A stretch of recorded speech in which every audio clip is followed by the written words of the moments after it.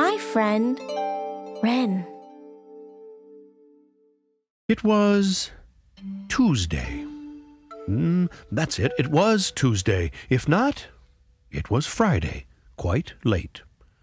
She was sitting outside on the painted porch steps when she watched it walk through the front gate. Now the she that was mentioned was a young girl named Amy, with hair the same color as Montana wheat.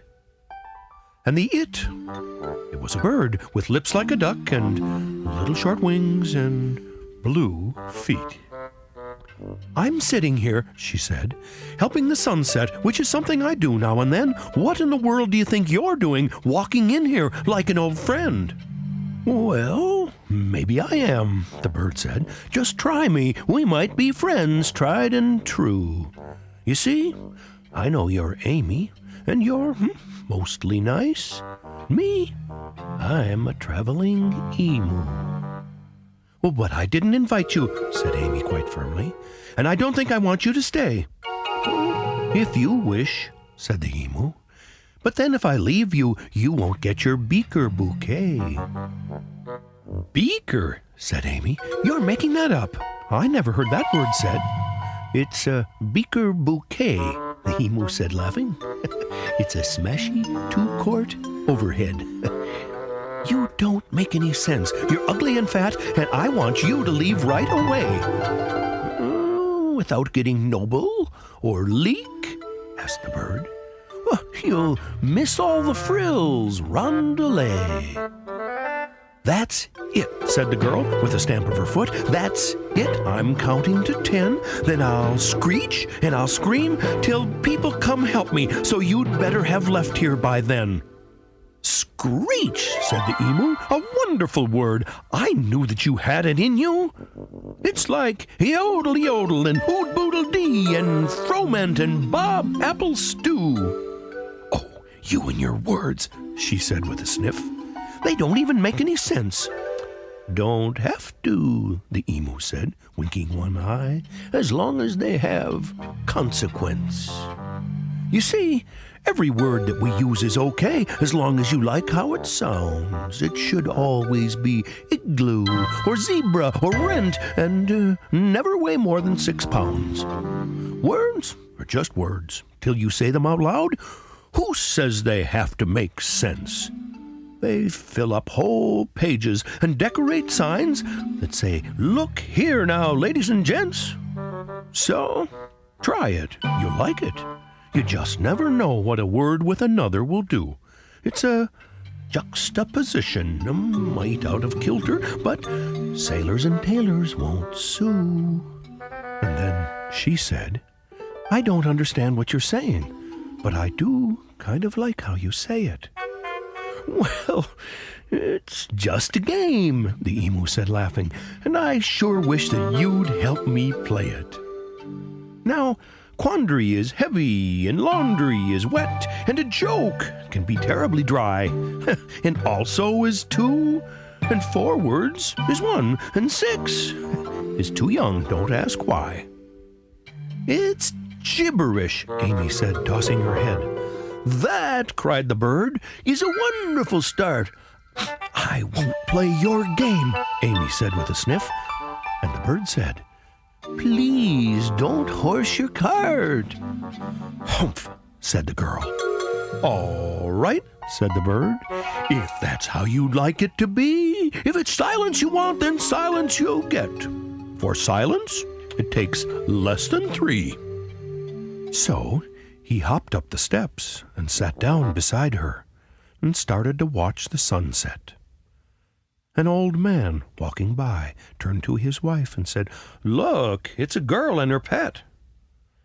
Who knows how long they sat there together, but they soon got the sun tucked away. And then the sky lost its gold, the streetlights blinked on, and the dew in the dusk turned to gray. The hum of the city softly drifted away. The cricket's beat filled the night breeze. At last, Amy looked at the strange bird beside her and said, Some toads trip over seas, bird thought a moment, then looked at her, and then a great smile filled his face. The spotlight will balance a show-stealing beam with some rose hips to fill up a vase. Oh, yes, Amy said, with a wave of her hand. A chance can be fat if you try. And a bow can be stern, laughed the emu with glee. And a frown leans to port if you're shy. A needle, laughed Amy, will camel a thread, and water will sink a good pail. And so, she giggled, a freight car will fry, and walleyes will bake at a sail. The emu stood up. He heaved a great sigh and walked down the steps to the gate. Amy cried out, "Now, where are you going?" The bird said, "It's cold and quite late." "But we just got started," said Amy. "Don't leave. Why, we're just beginning the fun." "I don't like this part any more than you," said the emu, "but I really must run.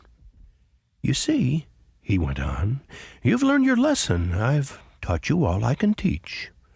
And there are so many more sunsets to help and so many people to reach.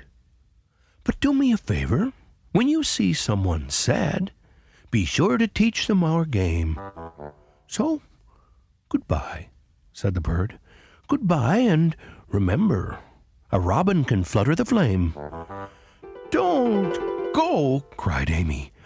"A tank," said the emu, "seldom holds chocolate well, and a pine tree will bark at a moon on a wane, and orchids most mailmen won't sell." "Okay," sighed Amy, "if that's what you want. Some slippers track tricks on the lawn." A bobber says blink, and then she looked up. When she heard the gate shut, he was gone. Amy's lower lip trembled, and then she took a deep breath and shouted as loud as she could, "No fair will be where the D parts away. So care if I see any good." Then she stopped, and she smiled. With a whisper, she said, "Does a dove in the morning say please? So, let the fall chips on the by-cloudy drift, and farewell is kites in a breeze. So let the fall chips on the by-cloudy drift, and farewell is kites